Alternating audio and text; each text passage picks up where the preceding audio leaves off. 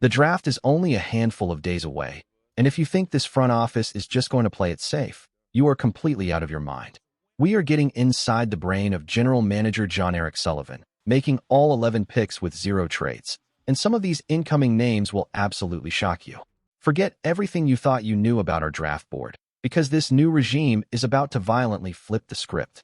If you are fired up for the NFL draft, smash that like button, share this video with your football crew, and subscribe right now so you never miss out on the action.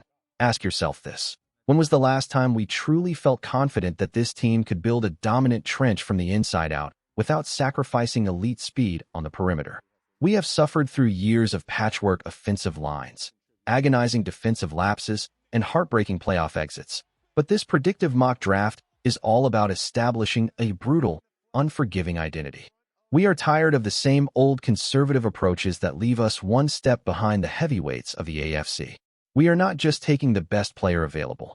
We are anticipating the exact physical profile this new regime demands. We are talking incredible length, sheer athleticism, and a ruthless mentality on every single snap. With our very first pick in the opening round, I am predicting we bypass the flashy skill positions and secure Utah offensive tackle Spencer Fano. Now, hear me out before you panic and throw your remote at the screen. Yes, we would all love to see a generational defender miraculously drop to us, but let us be brutally honest with ourselves. By the time we are on the clock, the elite game wreckers like Reuben Bain Jr., Caleb Downs, and Sonny Styles are going to be completely wiped off the board. The top-tier tackles like Francis Mauigoa will already have their names called in the top 10. So what does Sullivan do in this high-pressure scenario? He grabs a guy who perfectly fits the versatile, gritty mold this front office is bringing over from their past successes. Fano is a spectacular athlete who can seamlessly shift between the inside and outside of the offensive line.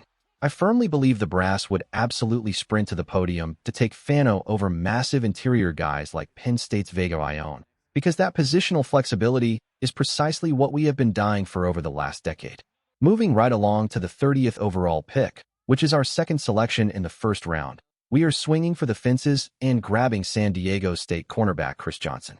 I can already hear the loud gasps from the purists who think we should strictly stick to the consensus big boards. A lot of draft pundits have conservatively pegged Johnson as a second-round target, but the buzz in league circles is growing absolutely deafening by the minute. He is rocketing up draft boards because he is long, wildly athletic, and ruthlessly productive when the lights shine the brightest. He fits the exact physical profile this coaching staff craves to survive against the elite passing attacks we face in our division. The college tape simply does not lie, and his combine testing absolutely shattered expectations. Assuming we solidify the offensive trenches with our first pick, corner and edge rush become screaming priorities right here.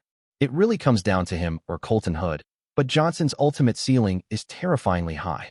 Stepping into the second round at 43 overall, the desperation for a premier edge rusher reaches a boiling point.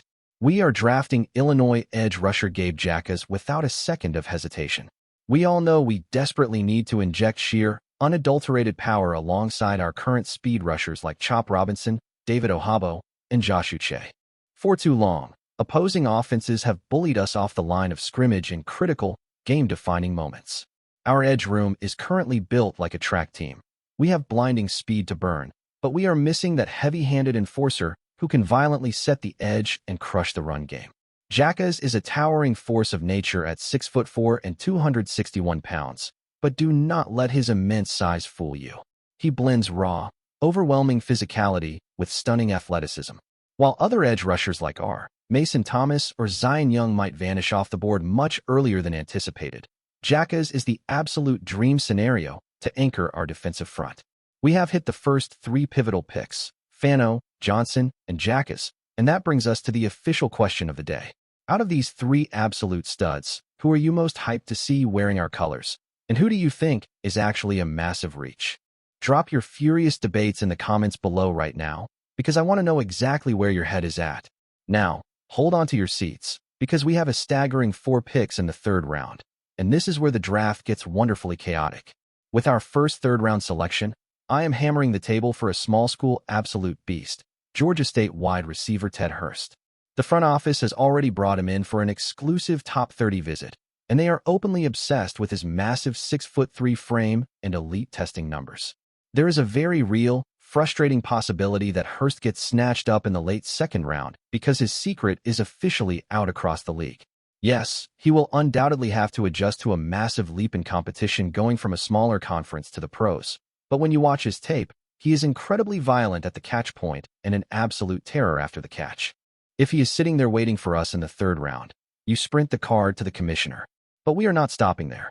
With our next third-round pick, we are doing the unthinkable and going back-to-back at the wide receiver position to grab Dazon Stribling from Ole Mississippi. This kid is skyrocketing up consensus boards and cracking top 100 lists everywhere you look. He brings the ideal size at 6'3". He blazed a 4.36 at the scouting combine, and crucially, he is a vicious, willing run blocker.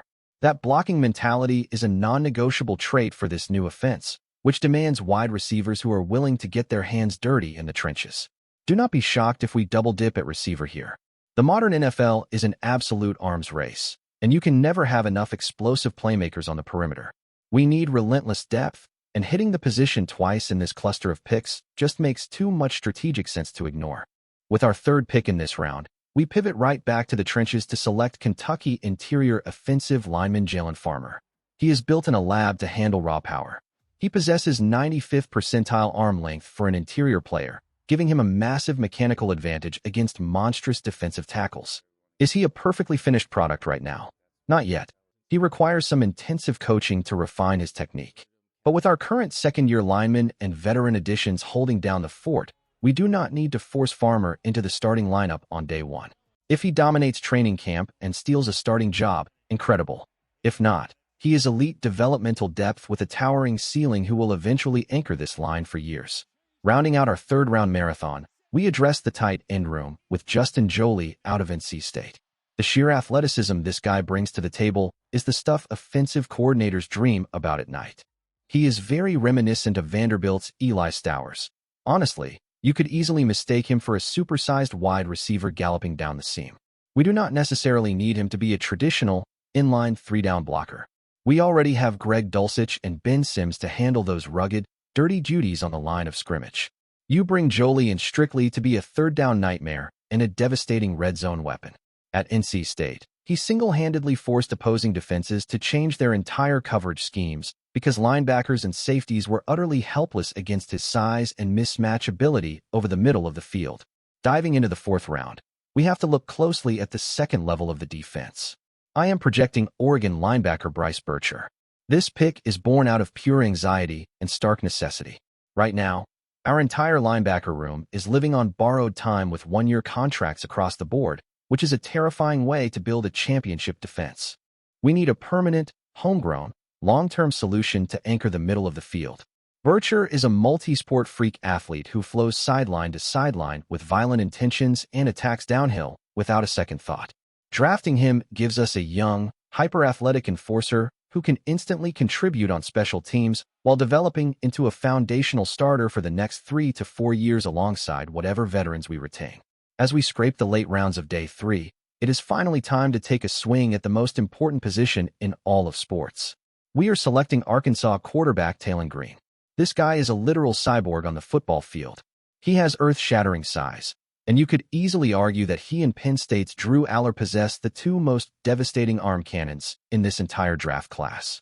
We have a highly competent backup in the building right now, which means we do not need to rush Green onto the field to get crushed. We can stash him away, meticulously mold his raw throwing mechanics, and develop his elite mobility safely behind the scenes.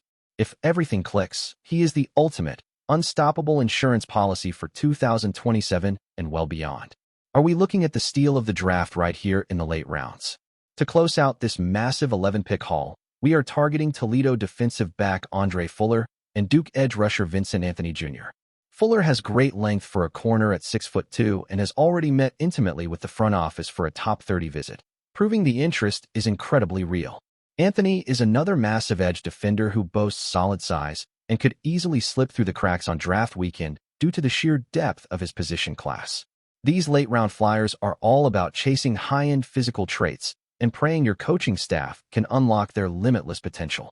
You can never confidently predict every single wild trade or shocking slide on draft weekend, but this flow just feels brutally realistic and incredibly satisfying. We solidify the offensive line early to protect our future, grab premium edge and corner talent to shut down the opposition, completely revamp our pass-catching depth in the middle rounds to keep defenses terrified, and take massive, high-upside swings late in the draft.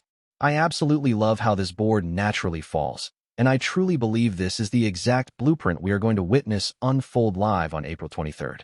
We are building a bully from the ground up, and the rest of the league better be completely prepared for what is coming.